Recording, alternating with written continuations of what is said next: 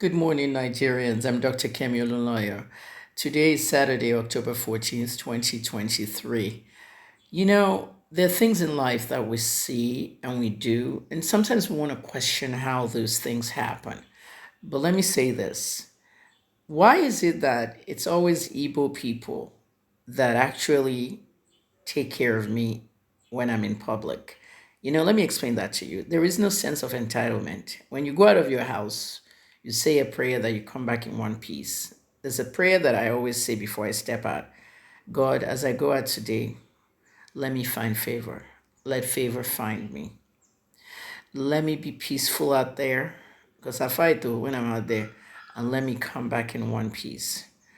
So when I go out, especially in Lagos where I lived for the last 5 years, I was in Ghana twice this year. I was in Sierra Leone. I covered Monrovia for the election just last week. I'm based as a West African reporter in and out different countries. But I want to tell you this every time I meet Nigerians in public, it's always an Igbo person taking care of me. Let me explain that in detail. Like when I was in Ghana in August, I was in a Chinese store and I just paid for a whole lot of Chinese food for myself. It was 163 CDs. That's a lot of money. Okay, for food. The average Ghanaian can, afford that. I've actually paid for this food though. And one guy walks in. Precious, shout out to you. He's an Igbo guy, walks in like, are you not Miss Madam Kemi of the journalist? I said, yes, I am. How are you? I travel in and out. I'm working on a West African project. And this young man was like, looked at the cashier and said, what is she buying? What is she buying? Give me the bill. I said, oh, I'm buying some food for dinner. And it's one of those days when you buy a lot of things on the Chinese restaurant and you know that you're the only one eating. So everything else goes into the freezer. So the cashier told him that, oh, she paid 163. And this Nigerian guy, Ibo Precious, told the cashier, give her the cash back. Did she pay cash? Because if it was card, that could be complicated, but give her the cash back. Give me your Momo number. They use Momo in Ghana a lot. And this guy just Momoed them $163. Second example, when I'm in Lagos, honest to God, Aja Market, if I see a fan, a female fan, they were like, oh, Dr. Kemi, Mommy Kemi, Dr. Kemi, Auntie Kemi, they'll call you. They're excited to see you because they love your work. And Auntie Kemi, what are you buying here today? There was a place I was buying some giant turkey and tilapia. Let me tell you, those things are not cheap. Oh. We're talking about my bill was going on 20,000. I was actually buying, don't worry, I'm spending a lot of money. I'm buying food for the house. Don't worry, Auntie Kemi. This girl actually went into her phone and she wired 20,000 to the fish and the turkey seller. Thank you. It was an Igbo. ShopRite 2019. I mean, I was just doing my groceries jejely. All right. And there's a woman behind me with a baby. And that baby couldn't be more than 6 months old. I'm already putting the stuff there. They're ringing me out. And I just look back. I saw a baby. I'm like, oh, you're cute. Is that your baby? So cute. And next thing you know, they get like, Auntie Kemi, how are you? I'm like, oh, you're a fan. It's nice to see you. Well, guess what?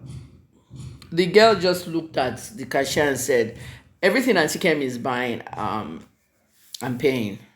The cashier looked at the security at the door and said, this lady, no receipt. They're paying for her. And it was an Igbo lady. I don't want to say the names of these people, but names already tell me you're Igbo when I hear your name. But let's face it, guys, it's something I noticed and I wanted to share with you. But when I went to Ghana in June on that first assignment, I met a lot of Yorubas. One Yoruba guy met me at Malcolm Supermarket, one of the supermarkets over there in Accra. And there were two of them actually. And they were like, oh my God, Dr. Kimmy, oh my God, oh my God. They wanted photos. I do photos. And then they looked at the cashier. I was paying for food. They looked at the cashier and said, this woman, you don't know how big she is. And I'm looking at the cashier. The cashier already knows me from coming there a lot while I was staying there at that time. And The cashier was looking at me and like wanted to say, "We know her now." Like she's really, really big. Oh, in Nigeria on social media. I said, "Thank you." I find that when I meet Yorubas, they're all excited. They hail me, but they never pay for my stuff. Sense of entitlement. Remember, I said that in the beginning of the video. Basically, I wanted you to see this trend. So put some violence in it. You're a buzz. Why don't you pay for my shit when I'm out there? Your fans will let you know. What kind of fans are you? Sense of entitlement.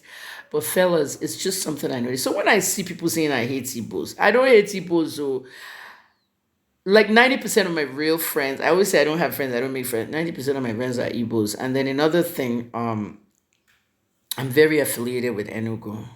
Some people will say I was born in Enugu and brought to Oyo State. I should run for governor of Enugu. I'm affiliated to Enugu. I really actually wasn't born there, but I grew up there as a baby. Towards the baby, the days when you don't know you're even a baby, maybe 3 months to 7 months or something. And I speak Igbo fluently. I can't read or write Igbo. Same with Yoruba. But at the end of the day, guys, what I'm trying to explain to you is a trend I noticed. You too have a trend that you've noticed. Ask it. It might be offensive. No, just ask it. This is life. Life is short. So if I write something about Nnamdi Kanu and people don't like, they'll say I hate Igbos. If I write something about Chioma, they'll say I hate Igbos. No, no, no. I don't hate anybody. Hate is a strong word. I'm Dr. Kemi Olunloyo, Chemified Africa. Remember, love wins.